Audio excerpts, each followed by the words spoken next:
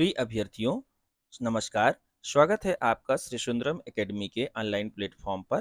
पिछले क्लास में हमने देखा था कि हमें कौन-कौन से दस्तावेज मेंटेन करने हैं और कौन-कौन से फॉर्म भरने हैं, कौन-कौन से प्रपत्र भरने हैं। इस वीडियो का विषय है साक्षात्कार के विभिन्न फॉर्म कैसे भरें। तो इसमें वो जितने प्रपत्र हमने पिछले वीडियो में आपको बताए थे, वो प्रपत्र हमें भरना कैसे है, वो मैं डिस्कस करूँगा, ठीक है? तो इसके लिए ज़रूरी यह होगा, हमने उस वीडियो में भी बताया था कि यह वीडियो देखने के पहले आपके पास वो प्रपत्र यदि हैं, तो बहुत अच्छा होगा कि आप उसको साथ में रख लें और एक-एक कॉलम देखते चलें। यहाँ पर मैं वो सारे प्रपत्र ले आया हूँ इस वीडियो में पीडीएफ के रूप में और वो मैं आपको दिखाऊँगा। फिर भी आप इसको मतलब देखते हुए इस वीडियो को देखते हुए भी फॉर्म भर सकते हैं, ठीक है? तो आइए देखते हैं इस वीडियो के विषय में क्या है, फॉर्म में विवरण कैसे भरना है, अभिरुचि आदि का चयन कैसे करना है, शैक्षणिक उपलब्धियां कैसे भरें, अनुभव कैसे भरें और अन्य सावधानियां जो है वो सब, ठीक है। तो आइए वो जितने अनुप्रमाणन और व्यक्तिगत विवरण उपस्थिति पत्रक वगैरह है सब लेकर के मैं यहाँ पे उपस्थित हूँ।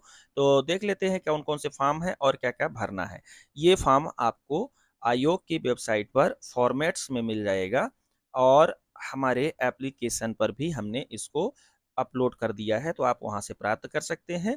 आपको यदि ये फॉर्म नहीं मिल रहे हैं, तो आप हमसे संपर्क कर सकते हैं। ये फॉर्म मैं आपको आपके व्हाट्सएप पर भी अवेलेबल करा दूँगा, ठीक है?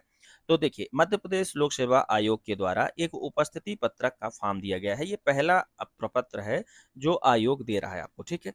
तो सबसे पहले तो आपको अपनी एक पासपोर्ट साइज़ की फ़ोटो और फ़ोटो वो जो फॉर्म में भरे हों, जनरली वही रखें, तो ज़्यादा अच्छा होगा, ठीक है? इसलिए खूब सारी फ़ोटो बनवा लें। फ़ोटो यहाँ पे लगा देनी है, ठीक है? एक सुंदर सी फ़ोटो आपको यहाँ पे लगा देनी है। हाँ ना, सुंदर सी कहने का मतलब ये कि जितनी सुंदर हो सके उतनी सुंदर, ये थोड़ा ज़्यादा खतरनाक हो गया। तो जितनी सुंदर हो सके जो आपकी बनी हो, अब ऐसा मत करिएगा कि सुंदर बनवाने के लिए अलग से फ़ोटोशॉप का इस्तेमाल करवा के ले आइए खूब बढ़िया, कि आप ही ना पहचान में आए कि ये मैं ही हूँ। तो एक फ़ोटो आपको यहाँ पे लगानी है, कुल मिला के बात इतनी है। फिर उसके बाद यहाँ से शुरू करते हैं 1 नंबर से, ध्यान से देखना इसको। 1 नंबर में आपको आवेदन क्रमांक भरना है, ठीक? तो आवेदन क्रमांक आपका वो होगा जो आपने एमपीपीएससी के लिए आवेदन किया होगा और वो एक आवेदन आपको मिला होगा। तो वो आवेदन क्रमांक आप यहाँ पे फिल करेंगे, ठीक है? आवेदन क्रमांक, आवेदन करते समय। फिर पंजीयन क्रमांक, रोल नंबर, आपका जो भी रोल नंबर है या रजिस्ट्रेशन नंबर है, यहाँ पे चूँकि रोल नंबर दे रखा है और यहाँ पे आवेदन दे रखा है, तो इसमें पंजीयन क्रमांक नहीं होता, इसमें आपको यहाँ पे रोल नंबर भरना है, ठीक है? तो आपका जो भी रोल नंबर है, वो फिल कर देना है। फिर जिस दिनांक को यह विज्ञापन निकला रहा होगा इस परीक्षा के लिए 2022 में, ये हर विषय का अलग-अलग है शायद, देखिएगा तो विज्ञापन क्रमांक ढूँढिएगा अपने विषय का। पहला विज्ञापन, संशोधित विज्ञापन नहीं, ठीक है? तो पहला विज्ञापन जिस दिनांक को निकला रहा होगा, वो वाली डेट यहाँ पे आपको भरनी है। फिर परीक्षा का नाम भरना है, तो इस परीक्षा का नाम सहायक प्राध्यापक परीक्षा 2022 है, तो आपको यहाँ पे सहायक प्राध्यापक परीक्षा 2022 हिंदी में भरना है, ठीक है? भर देना है ये। इसके बाद आवेदित पद का नाम, आवेदित पद का नाम जो है वो आपका पद का नाम जो है वो भी सहायक प्राध्यापक है, ठीक है? तो जिनका सहायक प्राध्यापक है वो सहायक प्राध्यापक, इसमें 2 ऐसे हैं जैसे क्रीड़ा अधिकारी, तो देख लीजिएगा उस ऑफिशियल पद का नाम क्रीड़ा अधिकारी लिखा है। जिनका लाइब्रेरी साइंस से लाइब्रेरियन है, तो वो आवेदित पद का नाम यहाँ पे लाइब्रेरियन भर देंगे, ठीक है? जिनका जिस विषय का है वो विषय के साथ भर सकते हैं, ठीक है? जैसे मान लेते हैं यहाँ पे कॉमर्स का है तो कॉमर्स सहायक प्राध्यापक पद, सहायक प्राध्यापक कोष्ठक में कॉमर्स लिख देंगे, ठीक? इस प्रकार से विभाग का नाम, तो जो विभाग जिस विभाग की ये परीक्षा है, यह किस विभाग की है? उच्च शिक्षा विभाग की है, तो उसमें लिखा होगा सब कुछ, जानकारी दी होगी, है ना? कि किस विभाग की है, तो उच्च शिक्षा विभाग की है तो आप उच्च शिक्षा विभाग लिख देंगे। फ़ोटो के नीचे यहाँ पे साइन करने की जगह है, तो यहाँ पे साइन करेंगे। फिर आवेदक का नाम हिंदी में, आवेदक का नाम अंग्रेजी में। देखिए, ये सारी जानकारी यहाँ पे आपको हिंदी में ही अवेलेबल है। जैसे परीक्षा का नाम, आवेदित पद का नाम, विभाग का नाम, ये सब हिंदी में अवेलेबल है। तो आप भले ही इंग्लिश मीडियम के हों या इंग्लिश लिटरेचर के विद्यार्थी हों, ये पूरे फॉर्म यहाँ से यहाँ तक आपको हिंदी में ही भरनी है, ठीक? फिर यहाँ पे वो जहाँ अंग्रेजी भरना है वो आपको बता ही रहे हैं। आवेदक का नाम हिंदी में, ठीक, तो यहाँ पे जो भी आपका नाम है, रामलाल, श्यामलाल, है ना? गीता, सीता, जो भी है, यहाँ पे आपको भर देना है। फिर यहाँ पे वही आपको अंग्रेजी में भर देना है। जैसे मान लीजिए किसी का नाम गीता ऊपर लिखा है, तो यहाँ पे कोशिश करिए कि आपको इस प्रकार से गीता लिख देना है, ठीक है? तो स्मॉल लेटर में भी लिख सकते हैं, चूँकि यहाँ पे बताया नहीं है, लेकिन मेरा ख़्याल ये है कि सारे फॉर्म आपको जब भरें, तो ये आपको स्मॉल लेटर नहीं बल्कि ये वाले लेटर इस्तेमाल करने चाहिए। कैपिटल लेटर, तो इस तरह से भर सकते हैं या फिर आप वैसे भी कंफर्ट हैं, जैसे मान लीजिए गीता इस प्रकार से लिखना है, तो ऐसे भी लिख सकते हैं, लेकिन है ना, लिखने का जो प्रॉपर तरीका है ऐसे भी लिख सकते हैं, कोई दिक्कत नहीं है। तो ठीक है, ये आप कर सकते हैं। इसके बाद वर्तमान डाक पता आता है, तो वर्तमान डाक पता में आपको अब वर्तमान लिखे हैं तो इसका मतलब ये है कि आप जहाँ हैं ये ज़रूरी नहीं है, आप जहाँ अपना डाक प्राप्त कर सकते हैं वो ज़रूरी है ना? ये मत सोचिएगा कि आज आप कहीं हैं और वहाँ से आप है ना, तो वो वाला एड्रेस भरें कि घर वाला एड्रेस भरें, ये ज़रूरी नहीं। जहाँ आप ईज़िली डाक प्राप्त कर सकते हो, आयोग कुछ भेजे और आपको मिल जाए, वो प्राप्त कर सकते हो। आज ही नहीं, आज से ये वर्तमान लिखने का मतलब नहीं कि आज भर रहे हैं, कल मतलब 2-4 महीने, 1 आध 2 साल वहाँ पे रुकना हो, वो वाला पता आपको भेजना है। कुल मिला के ओवरऑल ये कि जहाँ आपके लिए कुछ आयोग भेजे तो आपको प्राप्त हो जाए, वो डाक पता आपको भरना है। डाक पता में ग्राम, शहर यहाँ पे लिखने को दिया है, यहाँ पे जिला लिखने के लिए दिया है, यहाँ पे राज्य लिखने के लिए दिया है, यहाँ पे पिन कोड लिखने के लिए दिया है।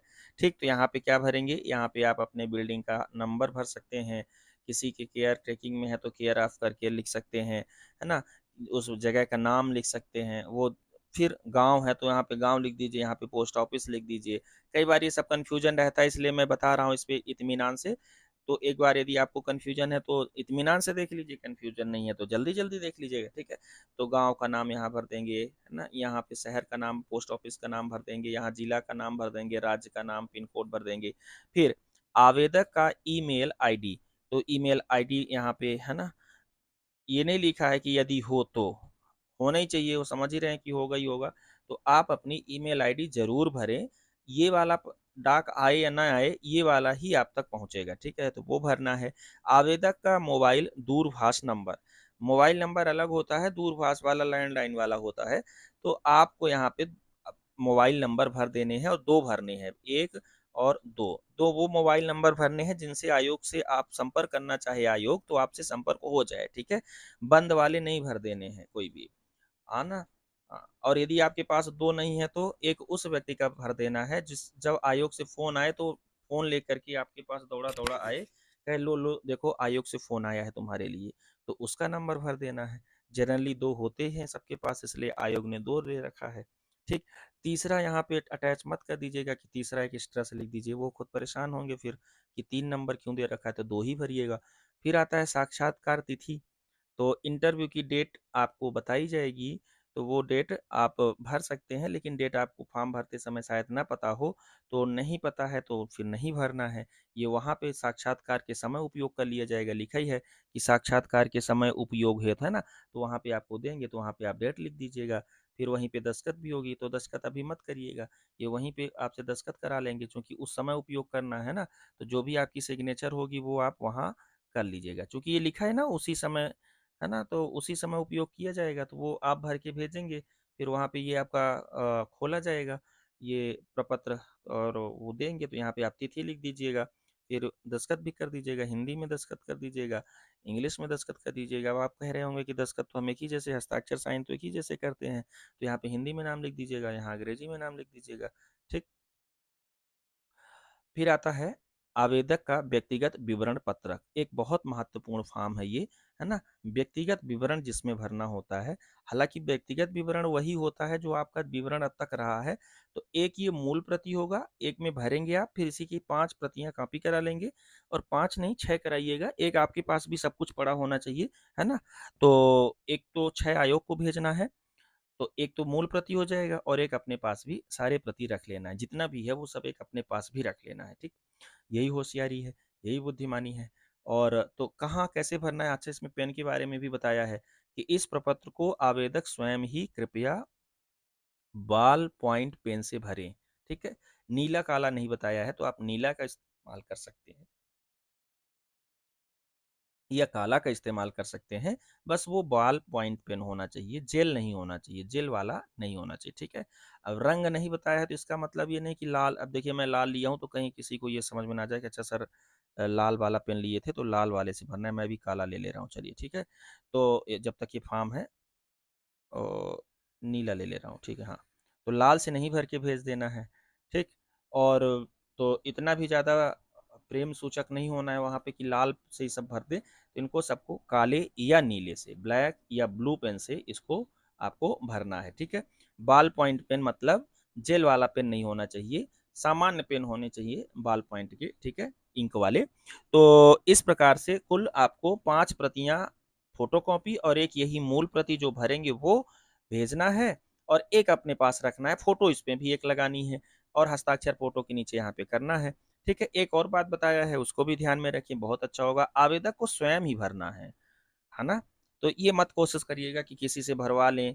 जनरली ऐसे फॉर्म जो होते हैं ना, तो अपने संपर्क में सबसे अच्छी हैंड राइटिंग वाले व्यक्ति को ढूंढ करके भरवाए जाते हैं, तो ये ठीक नहीं रहेगा। मेरा ख्याल है कि वहाँ भी हो सके वहाँ एक आध दो फॉर्म आपको भरने की ज़रूरत पड़ जाए, तो हैंड राइटिंग आपकी थोड़ी अच्छी नहीं भी है तो भी कोशिश करिए कि ये फॉर्म स्वयं ही भरिए, ठीक है। थोड़ा इधर उधर भी लिखेंगे तो आयोग को चल जाएगा, लेकिन दूसरे से अच्छा लिखवा के ले जाएंगे तो नहीं चलेगा। तो कोशिश करिए कि स्वयं ही इसको फिल करिए और अच्छे से फिल करिए। एक दो फॉर्म वहाँ भी भरवाए जा सकते हैं आपसे, तो हैंड राइटिंग मिसमैच ना हो, ठीक। फिर भी यदि आपको लगता है कि नहीं बहुत ही गड़बड़ हो रहा है तो फिर देख लीजिएगा अपने स्तर पर। बताना मेरा यहाँ पे काम है कि इसको स्वयं ही भरना है ना? तो स्वयं ही भरें। और यदि आप स्वयं फॉर्म भरने की स्थिति में नहीं है, स्थिति में मतलब 2 तरीके से नहीं होंगे, या तो अभी आप बीमार होंगे, भर्ती होंगे, या तो आपसे फॉर्म भरना आता नहीं होगा और आपकी हैंड राइटिंग अच्छी नहीं होगी। तो दोनों कंडीशन में, इस कंडीशन में तो चलिए ठीक है, लागू होता है कि कोई बात नहीं आपसे फॉर्म भरना आता है लेकिन आप इस दशा में हैं कि फॉर्म भर नहीं सकते हैं, तो चलो ठीक है, कोई दिक्कत नहीं है। लेकिन इस दशा में कि आपकी हैंड राइटिंग अच्छी नहीं और आपसे फॉर्म भरना नहीं आता है, तो फिर ये तो एक शर्मनाक स्थिति ही होगी, है ना? आप प्रोफेसर बनने जा रहे हैं और आपके पास ये भी ना हो तो फिर क्या? आप अपने फॉर्म भी ना भर पाएँ तो क्या? तो मेरा ख़्याल है ये फॉर्म आपको स्वयं भरना चाहिए, इत्मीनान के साथ बैठिए, 1-2 अभ्यास कर लीजिए। जैसे एक अभी आप भर लीजिए, जब तक इंटरव्यू नहीं हो रहा है, जब तक ये फॉर्म नहीं आ रहे हैं और हम आपको अवेलेबल करा दे रहे हैं, तो 1 आध 2 भर के अभ्यास कर लीजिए, फिर उसको देख कर के आप भर लीजिएगा बढ़िया-बढ़िया। इसमें अब ऐसा तो है नहीं कि मेंस लिखने का टाइम लिमिटेड है, इत्मीनान से अक्षर बना-बना के हैंडराइटिंग लिख लीजिए, कोई दिक्कत नहीं है। तो आवेदन क्रमांक यहाँ भी भरना है। आवेदक निम्नांकित समस्त प्रविष्टियां अनिवार्यतः स्पष्ट रूप से अंकित करना सुनिश्चित करे, ठीक है। स्पष्ट हो ये भी ध्यान रखना है ना। अब दो द्वंद्व हो जाएंगे कि स्पष्ट चाहिए कि किसी से भी मतलब मेरा भरा हुआ चाहिए। इसमें जब द्वंद्व हो कि आयोग को स्पष्ट भेजना है या मेरा भरा हुआ, अब मान लेते मेरा भरा हुआ और स्पष्ट दोनों एक ना हो तो फिर इस स्थिति में आप किसी से भरवा ही लीजिएगा, कोई बड़ी बात नहीं हो जाएगी, ठीक। हाँ, पर स्पष्ट होना जरूरी है, पढ़ने में न आए ऐसी फिर राइटिंग का भी क्या मतलब, है ना। फिर यहाँ पे आपको पंजीयन क्रमांक, अर्थात पंजीयन क्रमांक नहीं है यहाँ पे, रोल नंबर है तो रोल नंबर आपको भरना है। साक्षात्कार की तिथि भरनी है, ठीक। अब साक्षात्कार की तिथि आपको दिया है तो ठीक है, नहीं दिया तो छोड़ देना है। मान लेते हैं उस समय आपको साक्षात्कार की तिथि शायद ना दिया रहे, है ना, तो कोई दिक्कत नहीं है, आप छोड़ दीजिएगा, वहाँ भरा जाएगा। फिर विज्ञापन क्रमांक, जब ये विज्ञापन निकला है तब का भरना है। परीक्षा का नाम भरना है ना। परीक्षा का नाम वही सहायक प्राध्यापक परीक्षा आपकी है। आवेदित पद का नाम जिस विषय के लिए उसको कोष्टक में रखते हुए सहायक प्राध्यापक ये विषय, है ना, सहायक प्राध्यापक कॉमर्स, सहायक प्राध्यापक होम साइंस, सहायक प्राध्यापक, है ना, या लाइब्रेरियन है तो लाइब्रेरियन, क्रीड़ा अधिकारी है तो क्रीड़ा अधिकारी, ये सब आपको भर देना है। यहाँ पे हस्ताक्षर है ये फोटो के नीचे। विभाग का नाम जिस विभाग का है उस विभाग का लिख देना है। ये परीक्षा उच्च शिक्षा विभाग की है तो उच्च शिक्षा विभाग लिख देना है, लेकिन आप एक बार नोटिफिकेशन में देख लीजिएगा कैसे लिखा है, जैसे जैसे नोटिफिकेशन में लिखा होगा वैसे वैसे भरना है। आवेदक का नाम हिंदी में, अंग्रेजी में, पिता पति का नाम, ठीक। अब रही बात किसका नाम लिखें, जिनके दोनों हैं तो, जिनके एक ही हैं वो तो चलो ठीक है, जिसका होगा वो लिख देंगे। पति का है तो पति का, पिता का है पिता का, ठीक। तो देखिए आपके पास आईडी कार्ड में जिस भी व्यक्ति का नाम लिखा हुआ है, मान लीजिए आपका अभी पिता का नाम लिखा हुआ है आईडी कार्ड में, है ना, पति का नहीं दर्ज है तो पिता का लिख दीजिए। पति का दर्ज है तो पति का लिख दीजिए। तो आईडी कार्ड में जिनका नाम लिखा है उनका नाम यहाँ पे आपको लिख देना है। जिनका पतियों का चक्कर अभी नहीं है तो वो पिता का ही लिखेंगे, नो डाउट, है ना। तो पिता का लिख देना है, कोई दिक्कत की बात नहीं है। जन्म दिनांक आपको हाई स्कूल प्रमाण पत्र के आधार पर 10वीं की मार्कशीट के आधार पर भरना है, और 10वीं की मार्कशीट के आधार पर ही हर जगह लिखना है, और हर जगह होना भी चाहिए। तो दिनांक भरना है, माह भरना है, वर्ष जैसे 20/4 है ना, इधर वर्ष मान लेते हैं कुछ भी है तो वो भर देना है आपको। फिर इधर शब्दों में भरना है, ठीक। शब्दों में कैसे लिखेंगे, शब्दों में क्या लिखते हैं, जैसे 20/4/2020, नहीं 2020 तो किसी का ना होगा, 1990 89 कुछ भी लिखा है तो 20/4 तो आप लिखेंगे 20 अप्रैल 1989, 20 अप्रैल 1989 ऐसे करके भर देना है, ठीक। फिर दिनांक 1/1/20 को आयु, अब यहाँ पे देखना ये है कि 1/1/20 को आयु लिखा है, सॉरी 20 को नहीं, 1/1 जिस भी वर्ष की परीक्षा हो उस वर्ष का देना है ना। तो उसमें लिखा होगा आपके नोटिफिकेशन आप खोलेंगे तो उसमें लिखा होगा किस तिथि को डेट, उम्र इतनी साल होनी चाहिए। तो आप अपने सब्जेक्ट का खोलिएगा नोटिफिकेशन, और उस नोटिफिकेशन में लिखा होगा, तो यहाँ पे 20/20/2022 दिया है, 1/1/22 दिया है, तो 1/1/22 को आपकी उम्र कितनी है, ठीक। ये यहाँ पे भरना होगा, एक बार ये देखना है आपको नोटिफिकेशन खोल करके, या ये एक मिनट, हाँ वही लिखना होगा जिस साल की परीक्षा है, या इसके लिए उसमें बताया गया होगा नोटिफिकेशन में, उसको एक बार खोल के देख लेना है, ठीक। जन्म स्थान, शहर, तहसील, जिला, राज्य, तो जन्म स्थान लिखना है, तहसील का नाम लिखना है, जिला का नाम लिखना है, राज्य का नाम लिखना है। यदि आवेदक मध्य प्रदेश का निवासी है तो कितने वर्षों से निवास कर रहा है, और यदि जन्म से निवास कर रहा है तो जन्म से कोष्टक में जितने साल के हो गए हैं उतना साल लिख दीजिए, है ना। मान लेते हैं आप 40 साल के हो गए हैं तो 40 वर्ष, इधर लिखेंगे जन्म से, कोष्टक में लिख दीजिए 40 वर्ष, है ना। तो जन्म से मतलब आप जब जन्म से यहाँ हैं और 40 साल के हो गए तो 40 साल से मध्य प्रदेश में निवास कर रहे हैं। क्या आवेदक मध्य प्रदेश के घोषित आरक्षित श्रेणी का सदस्य है, यदि हाँ तो अपने वर्ग यहाँ पे लिखें, है ना। नॉन क्रीमी लेयर आर्थिक रूप से कमजोर वर्ग अंकित करें, तथा सक्षम प्राधिकारी द्वारा वांछित प्रपत्र में जारी प्रमाण पत्र भी प्रस्तुत करना है। तो आप यदि आरक्षित श्रेणी के हैं तो अपनी श्रेणी यहाँ लिख दीजिए, ठीक है। ओबीसी के हैं तो ओबीसी नॉन क्रीमी लेयर लिखिए, ईडब्ल्यूएस के हैं तो ईडब्ल्यूएस लिखिए, SC ST हैं तो SC ST ऐसे लिखना है, अनुसूचित जाति पूरा, अनुसूचित जनजाति पूरा, अन्य पिछड़ा वर्ग पूरा। नई जगह है तो हालांकि जगह यहाँ पे पर्याप्त है, कोई दिक्कत की बात नहीं, पूरा लिख दीजिए। आप पी वर्ग और आजजा अजा भी लिख सकते हैं, कोई दिक्कत की बात नहीं है। ओबीसी वाले हैं तो ओबीसी नॉन क्रीमी लेयर लिखें, कोष्टक में लिखा है ना ओबीसी नॉन क्रीमी लेयर, कोई दिक्कत नहीं यहाँ पे। जारी प्रमाण पत्र आपके सर्टिफिकेट में होगा, कास्ट सर्टिफिकेट में, और दिनांक होगा। क्या प्रमाण पत्र विधिवत सक्षम अधिकारी द्वारा जारी किया गया है, तो निश्चित रूप से सक्षम अधिकारी द्वारा जारी किया गया ही है, तो हाँ पे टिक करें, नहीं पे नहीं, नहीं को काटे, हाँ पे हाँ। यहाँ पे दो चीजें हैं, जो लागू हो उसको यहाँ पे लिख देना है, जैसे हाँ यहाँ लिख दिए, और नहीं लागू है तो नहीं को ऐसे क्रॉस कर दीजिए, ठीक है। तो हाँ लागू है तो हाँ हो गया, ठीक है। ऐसा ना करना कि यहीं पे हाँ पे टिक कर देना, यहाँ पे जगह दिया है तो हाँ लिखना भी है, ठीक। ये हो गया आपका। इसमें आवेदक का नाम फिर डाक के लिए है, तो आवेदक का नाम यहाँ पे भरना है, अपना वर्तमान पता भरना है। वर्तमान पता का मतलब ये नहीं कि 8 दिन के लिए इंदौर आए हैं तो इंदौर लिख दीजिए, है ना, कि जहाँ जहाँ आप घूम रहे हैं वहाँ वहाँ लिख दीजिए। 8 दिन के लिए अपने मान लीजिए किसी रिश्तेदार के यहाँ घूमने गए हैं तो वो लिख दीजिए। वर्तमान पता का मतलब जहाँ आपको डाक प्राप्त हो जाए, ठीक। स्थायी पता, अब जैसे मान लीजिए कुछ लोग स्थायी अस्थायी रूप से 4-5 साल के लिए भी इंदौर पे रुके हैं या कहीं रुके हुए हैं, तो आप लिख सकते हैं जहाँ डाक रिसीव करे, पर स्थायी पता वो पता होगा जो आपका घर है, जहाँ से आप बिलोंग करते हैं, ठीक है। तो स्थायी पता भी यहाँ पे लिखना है। स्थायी पता में बिल्डिंग क्रमांक से लेकर के यदि है तो जितने नोटेबल चीजें हैं लिख देनी, यहाँ पे ग्राम, शहर, जिला, राज्य, पिन कोड, है ना। मूल निवास स्थान कहाँ के हैं, मूल निवास स्थान मतलब जो जिस निवास प्रमाण पत्र में आपका जो ग्राम वगैरह लिखा होगा वो, और किस जिले में आता है वो, ठीक है। आवेदक का आधार कार्ड नंबर, तो आपका अपना आधार कार्ड नंबर या आईडी नंबर लिखना है। नहीं, यहाँ पे सिर्फ आधार कार्ड लिखना है, भले ही आप कुछ आईडी लेके जा रहे हो लेकिन यहाँ पे लिखना आपको सिर्फ आधार कार्ड है। आधार कार्ड 3 भागों में बटा होता है ना, तो 3 भाग इधर आपको बनाया गया है, लिख लीजिएगा आधार कार्ड। फिर आवेदक का ईमेल क्रमांक, क्रमांक नहीं ईमेल आईडी भरना है, ठीक है। आवेदक का मोबाइल दूरभाष नंबर, यहाँ पे 2 मोबाइल नंबर भरने हैं।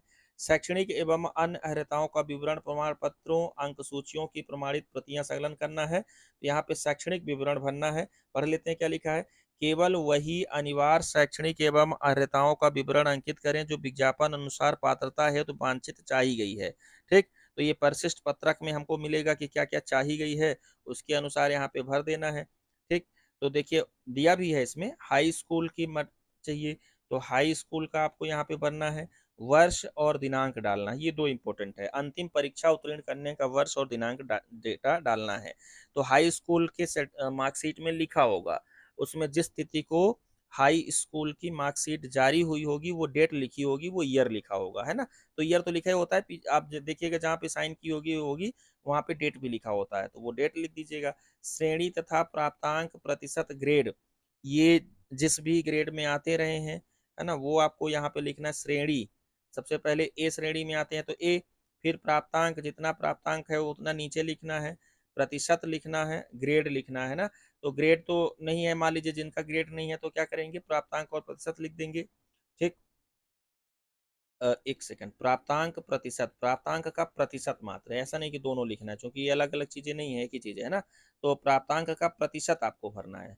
ए श्रेणी 65% ऐसा है तो ऐसे लिख देना है, बस हो गया। और यदि ग्रेड लागू है, ग्रेड सिस्टम, तो ग्रेड वाले ग्रेड भर लेंगे। परीक्षा का विषय, तो 10वीं में परीक्षा का विषय, तो जिस भी बोर्ड से है उस बोर्ड का नाम लिखते हुए, बोर्ड का नाम इधर आपको होगा, एक शैक्षणिक संस्था का संलग्नक नाम, की है सूची ना। दी गई है। और उस अभियुक्ति सूची में संलग्नक देखें क्रमांक, कि यह ये हाई स्कूल अभियुक्ति या संलग्नक इंटरमीडिएट क्रमांक आदि जो की है, मार्कशीट किस क्रमांक पर आ रही है, वही अभियुक्ति संलग्नक क्रमांक है।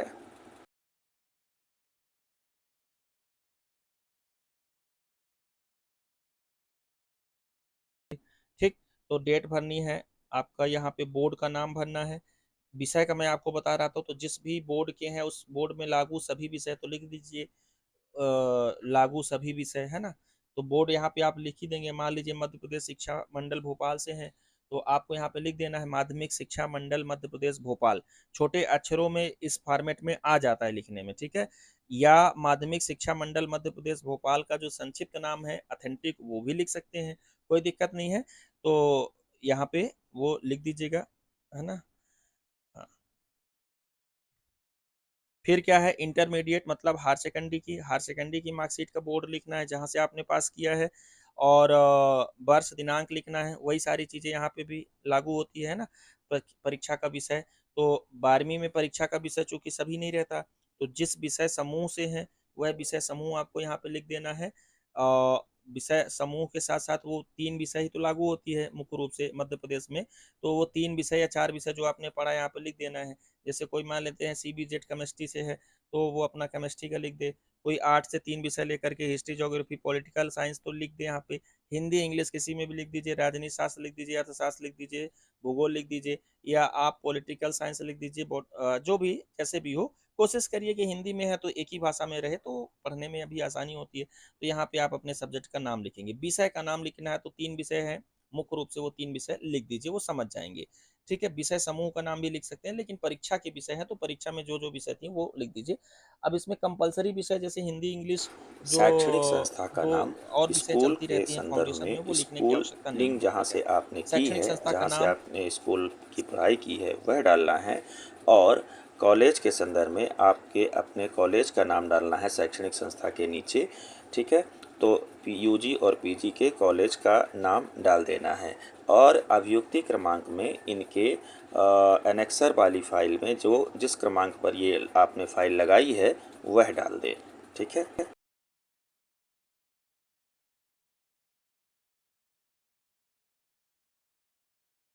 अनिवार्य शैक्षणिक अर्हताएं जो है वो स्नातक, स्नातकोत्तर, तो आपका यूजी का, पीजी का, ऐसे ही डिटेल पूरा भरते जाना यहाँ से वहाँ तक, ठीक है।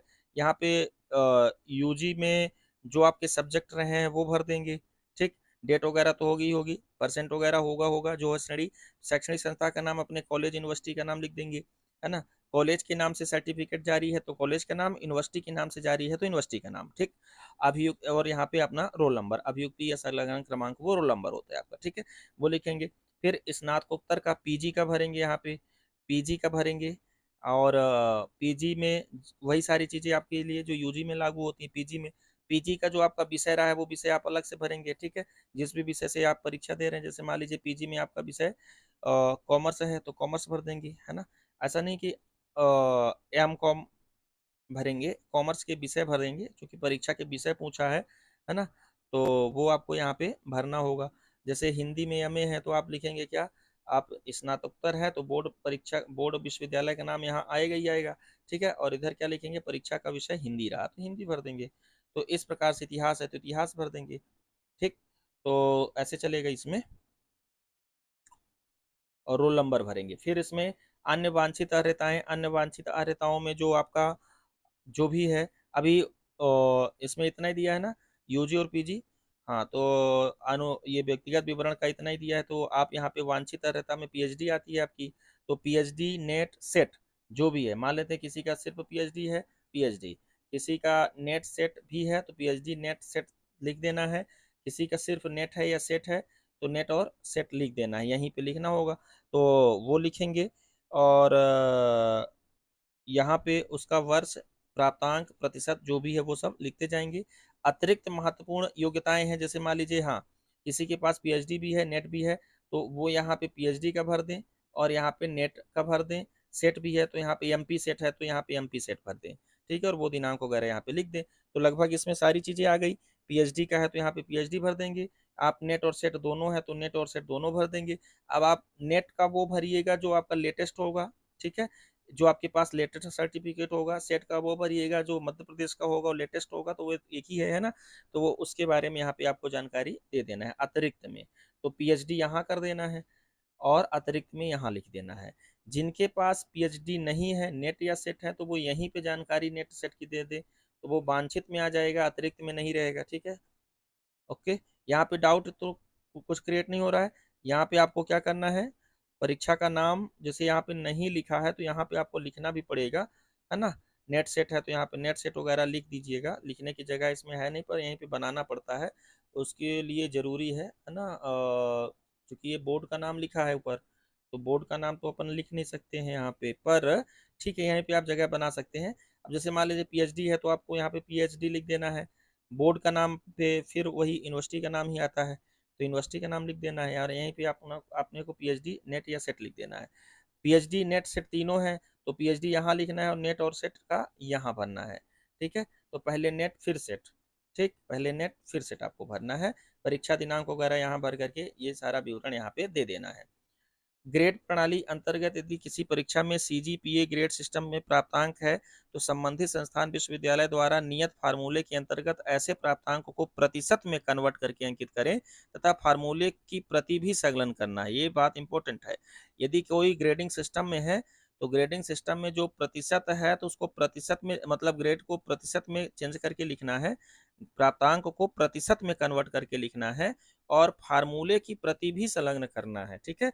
यदि विश्वविद्यालय में अथवा मंडल में आपने प्रवीण सूची में स्थान प्राप्त किया है तो अभिव्यक्तियों के तहत जानकारी भी आपको देना है, रोल नंबर वगैरह भी देना है, आपको अलग से देना है, ठीक है। इस प्रपत्र में संलग्न करना है कि आप सीजीपीए ग्रेड सिस्टम में थे और वो फार्मूला विश्वविद्यालय ये लागू करता है, वो आपको जानकारी वहां पे देना है। ये सिस्टम यहाँ पे है, पढ़ लीजिएगा इसको, ठीक है। विज्ञापन अनुसार वांछित अनुभव यदि मांगा गया है तो उसका विवरण यहाँ अंकित करें। तो निश्चित रूप से इसमें एक्सपीरियंस अनिवार्य तो नहीं है, लेकिन एक्सपीरियंस का 20 नंबर अधिकतम दे रहे हैं, है ना, 5 साल का, हर साल का 4 अंक, तो वो आपको भरना है। यदि आपके पास एक्सपीरियंस है, वो 20 अंक का लाभ लेने के लिए मैक्सिमम 20 अंक, मिनिमम जो है वो 4 अंक, ठीक है। तो 4 से 20 अंक तक का यदि आपको अनुभव है तो वो अनुभव आपको यहाँ पे भरना है। अनुभव के संदर्भ में प्रमाण पत्र आपको तैयार रखना है, जारी प्रमाण पत्र रखना है। यह सुनिश्चित किया जाए कि अनुभव प्रमाण पत्र जारी करता संस्थान का क्रमांक, जारी करने की तिथि एवं तालिका में अंकित समस्त जानकारी स्पष्टतः उल्लेखित हो। जारीकर्ता अधिकारी के हस्ताक्षर, पद मुद्रा तथा संस्थान का ईमेल आईडी एवं उसके संपर्क नंबर आदि अंकित हो, ठीक है। तो आपके पास ये सारी डेटा होना चाहिए। तो जो प्रमाण पत्र है उसमें जावा क्रमांक वगैरह लिखे रहता होगा, वो सब एक फॉर्मेट ही होता है हायर एजुकेशन का सर्टिफिकेट देने का, है ना। तो उस सर्टिफिकेट में सारी चीजें भरी होती हैं। अनुभव प्रमाण पत्र जो आप बनवाएंगे तो उसमें सब भरने के लिए कॉलम रहता है, वो सब भरा होगा, उसकी चिंता मत करिए। तो यहाँ पे आप किस पद पर रहे हैं, किस संस्था का। एक बात और, सबसे पहले तो आपको यहाँ पे वो लिखना है वांछित अनुभव यदि मांगा गया है तो उसका विवरण। तो वांछित अनुभव इसमें मांगा नहीं गया है, अनिवार्य नहीं है अनुभव, मतलब यदि कोई कहीं भी नहीं पढ़ा है तो भी परीक्षा में शामिल हो सकता है, ठीक। तो जिसने नहीं पढ़ाया है, जिसके पास कोई अनुभव नहीं है, ठीक, तो वो एक जगह यहीं पे कहीं आप लिख दीजिए लागू नहीं है, या इसको क्रॉस कर दीजिए, छोड़ दीजिए, ठीक है। लागू नहीं है लिख करके छोड़ दीजिए, ठीक। लागू नहीं है करके छोड़ देना है, ठीक है। यहीं पे आपको लिख देना है लागू नहीं है, ठीक। कहीं भी लिख दीजिए, यहाँ से यहाँ तक लिख दीजिए, यहाँ लिख दीजिए, बीच में लिख दीजिए, तो लागू नहीं है, ठीक है। तो जिनको लागू नहीं है वो लागू नहीं है लिख दें, लिखना है, छोड़ नहीं देना है, तब तो पता चलेगा ना आयोग को कि ये लागू नहीं है। तो आप लिख दीजिए यहाँ लागू नहीं है, ठीक। ऐसे डंडी नहीं खींचना है, ऐसे लिख देना है लागू नहीं, बस, ठीक। तो ये लागू नहीं है। जिनका लागू है, जो अनुभव रखे हैं, उनको अपने धारित पद का नाम, सहायक प्राध्यापक, अतिथि, जो भी पद का नाम चलता हो, अतिथि विद्वान जो भी चलता हो, वो अपना लिखिए, और लिख करके यहाँ पे संस्था का नाम, जहाँ आप काम कर रहे हो, कब से कब तक है वो लिखिए, वेतन परिलब्धियां, क्या पे स्केल है वो लिखिए, अनुभव अवधि में कार्य दायित्व का संक्षिप्त विवरण दीजिए, संस्थान शासकीय, अर्धशासकीय, शासकीय है उसका विवरण दीजिए, ठीक। एक बात हो गई। कॉलेज वाले अपना कॉलेज का भर देंगे, है ना। इधर ये क्या है, धारित पद का नाम, विभाग का नाम, है ना, ये वांछित वालों का हो गया, तो यहाँ पे अपना भर देंगे। यदि आप मध्य प्रदेश शासन के अंतर्गत शासकीय कर्मचारी, शासकीय, अर्धशासकीय अथवा अशासकीय पद पर सेवारत है, तो उसका विवरण यहाँ देना है। तो वहां पे अनुभव का विवरण है जो वांछित हो, लेकिन यहाँ पे शासकीय, अर्धशासकीय और शासकीय, अशासकीय पद पर सेवारत है, तो उसको उसका कॉलम ब्यौरा नंबर देना है, 20 में ठीक है। केवल तो अतिथि मान लेते विद्वान हैं अपना विवरण दें आपने जो पढ़ाया है एमपी कहीं हायर पे सरकारी एजुकेशन में कॉलेज में हैं। के पढ़ाए हैं, तो ये वाला विवरण है।